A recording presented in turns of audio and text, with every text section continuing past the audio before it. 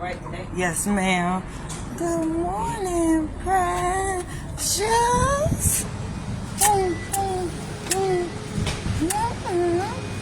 How you doing, baby?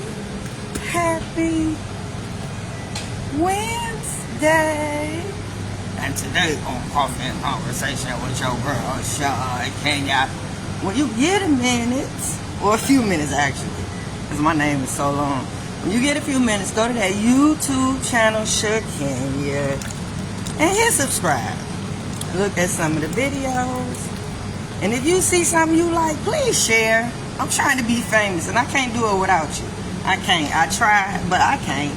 I need y'all to share it. I can share it as much as I can before they put me in Facebook jail. So please do me a solid. That's if you like it.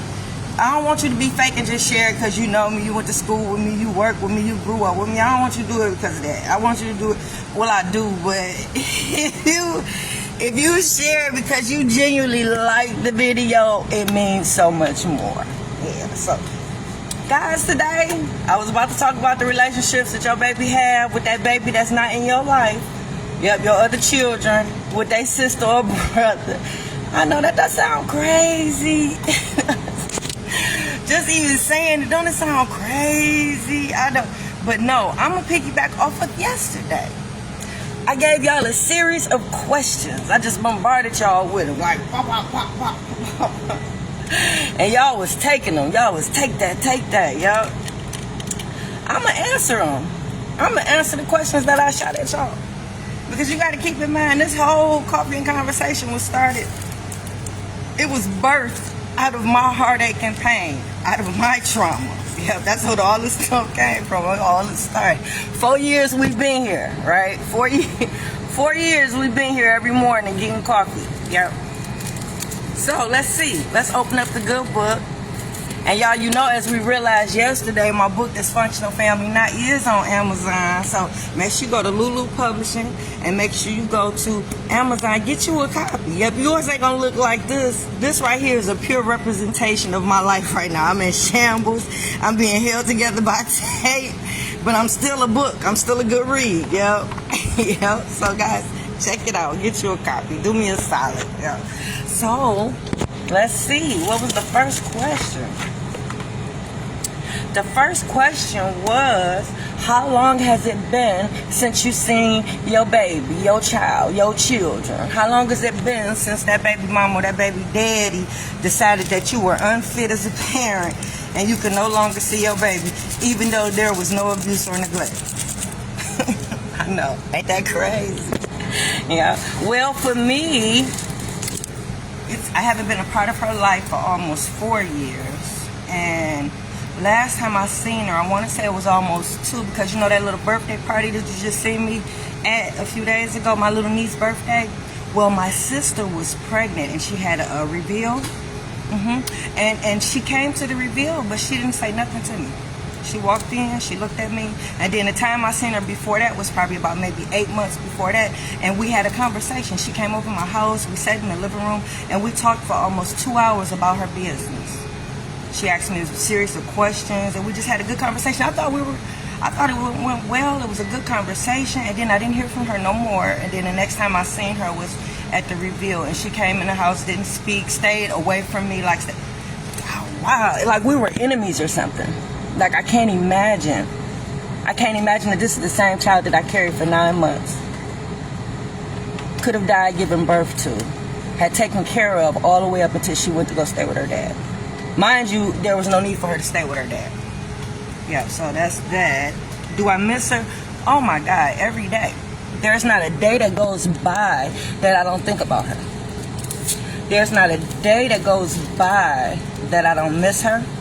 And there's not a day that goes by that I don't cry as a result of not talking to her and not seeing her.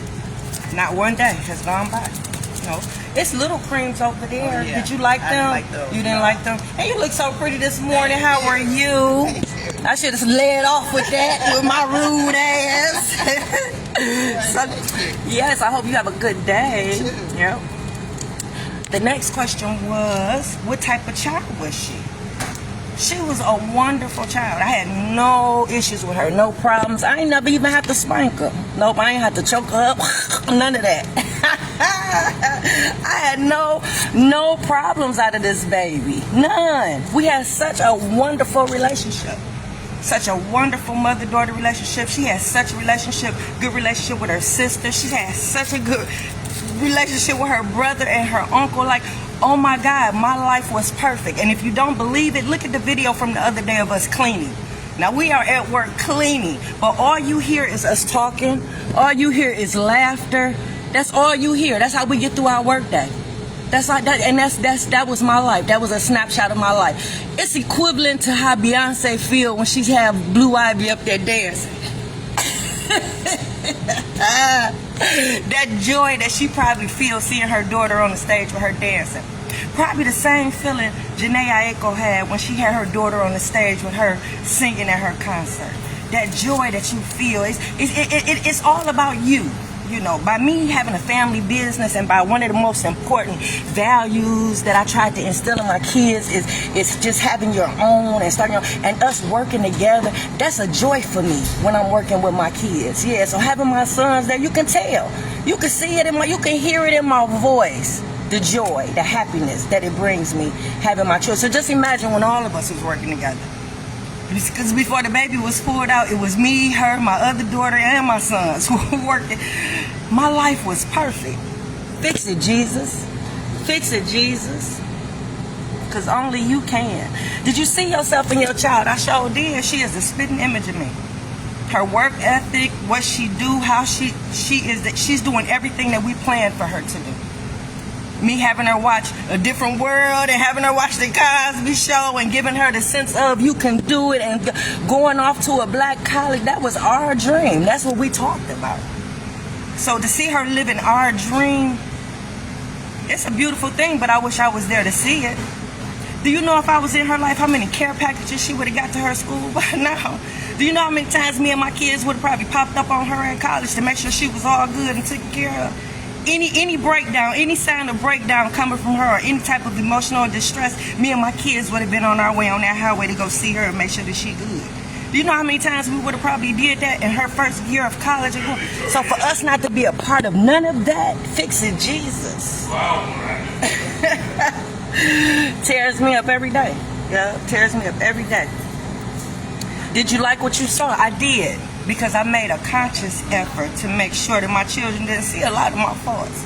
I done told them about them. They know I ain't perfect, but it's a certain example that you have to set for children. Yeah. Hey, Kenneth, how you doing, baby? Yeah, you have to be that. You can't just talk to a kid to death and point them and tell them do this. And you got to actually be that. So if I want them to be well-dressed women and very independent and strong and this, I have to be that example. And that's what I was. And that's all she ever knew and ever saw of me. So yeah, I saw what I saw in her. I loved it. I see the same thing in my oldest daughter. I see the same thing in my son. I see the same thing in my little brother. So yeah, I like what I saw. The next question was, oh, how was your relationship with your baby? Like I said, we had a wonderful relationship. I cannot tell you what went wrong. I did all what I've been doing for years. Yeah, the same teachers and the same thick parenting style that I had. Yeah, made some adjustments along the way, but doing the same. And the same teachers that I had made sure that my sons are fathers to their children, even though they didn't have dads in their life. And my parenting also made sure I broke generational curses, especially with my daughters. Neither one of them had a child at 17.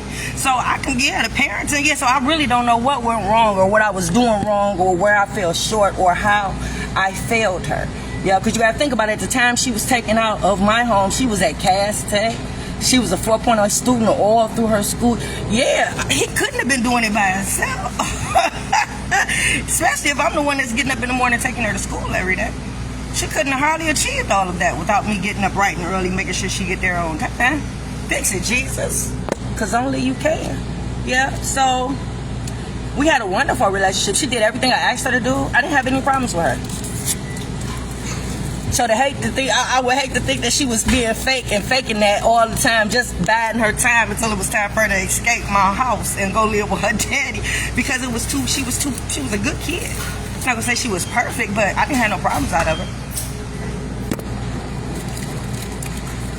Why do your ex hate you so? I don't know. I swear to you, I don't know. The only thing I can tell you is I left. I left an abusive relationship. I left a marriage with no growth. I left a man that we were not happy.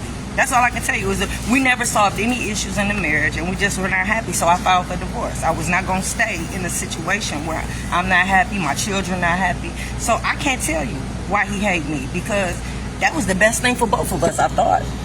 Yeah. We tried counseling, we tried all that, yeah. Because don't say you tried everything before you divorce if you ain't tried counseling, if you ain't tried to talk to a therapist, if you ain't talked to the pastor, if you didn't bring a mediator in, you ain't tried everything. Yeah, so, yeah, therapy and all that, didn't nothing work. So I thought that, that was the best thing. So I don't know why he hating me. I don't. Yep, I don't know what I did other than leave. And then yesterday we talked about sometimes the amount of hate that they have for you outweigh the love that they have for the child. That's why they make the decisions that they make. That's why they rather see you hurting than seeing the baby happy. Fix it, Jesus. You know that baby ain't happy without you in their life. How can they be? Every child wants a mama and a daddy. Every child wants a mama and a daddy.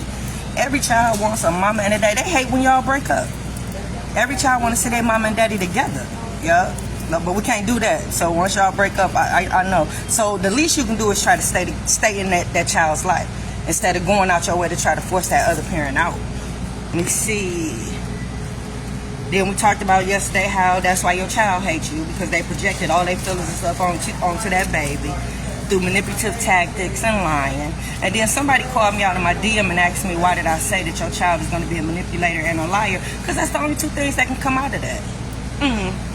That's the only thing that can come, because you got to think about it. When you don't have abuse or neglect to play with in the scenario, you have to create this person. You have to create this abusive person. You have to create this person for everybody to be okay with it and on board with this child not having a mama or a daddy. You got to create it. So therefore, you got to lie or you got to tell half truths. And either one of those is pretty much teaching a child how to lie. Even if you tell a half truth, that's the start of it. Yeah, because if you're telling a half truth, might as well. You know what I'm saying? So, and chances are you doing this in front of the baby. Yeah, the conversations that you have with people. Remember we talked about that manipulation technique when you got a parent that be acting like they're a single parent, so everything that they say as it relates to the baby is always I do this, I do that, I did this, instead of we. Our language was different. That's when I told y'all, when y'all it's so important to have family meetings, and it's so important for y'all language to be the same when y'all talking about this baby and talking to this baby, right? Because see, when I talk to people, it was always we doing this for her, we got her involved in this, we did this. His conversation was always I, as if he's doing it solo and by himself. So that right there, manipulation technique, that was probably used. Hey G. And then as far as the lying, flat out lying. Like, I've talked to someone and they actually said that he said that the baby was living with him. As to where when I talk to people, I say we split her down the middle. We split her evenly. I say I have her Monday through Friday, he have her on the weekends and part of the summer. Those days kind of add up when you split them down the middle. That's what I tell people. But he was telling people that she was solely living with him, alluding to the fact that he's a single parent and he's doing it alone. So now I see why it's so easy for everybody to be on board and be okay, because he made it seem as if I was never involved or never in the picture. Fix it, Jesus. I don't even think I brought you no money. Yes, I did. Yeah, so I think I answered all the questions that I had asked y'all yesterday. Let me see. Nope, I said I asked y'all, were y'all still friends with your ex's family members and their friends? You know, the friends that you made when y'all was in a relationship. Are you still friends with them, or did you cut them off after the breakup? And my answer was, I actually thought I was cool with some of them. Yeah, because I would see them all the time. I never not talked to them or seen them after the breakup. I didn't have no beef with them. I didn't break up with them. So one of them actually helped me with the youth program. Yep. So and another one would see me every time I dropped the baby off. And then a couple of them seen me when I came to the baby's birthday party. His baby's birthday party, not our child together, but his. Yeah, because I was over there. I was present, right? So I thought we were friends, but when all this happened and nobody came to my rescue and I didn't know, so I don't talk to them now, but I did after the breakup because there wasn't no reason for me to be beefed out with them. Yeah, so yep, I feel like you should still have those ties and those relationships because that baby is still probably gonna be a part of their life. Yeah, because if they still friends with your ex, they gonna see them when they come over there. So, yep, that was the last question. Then another question was, why do the baby hate you? Yep, and we pretty much summed it up as the baby really don't have no reason to hate you. That was the hate coming from the parent. So I think I answered all the questions that I gave y'all yesterday, and we gotta hurry up and get over here to this contract, y'all. So I hope y'all have an awesome day. It's Wednesday. You know how it be. I'm out.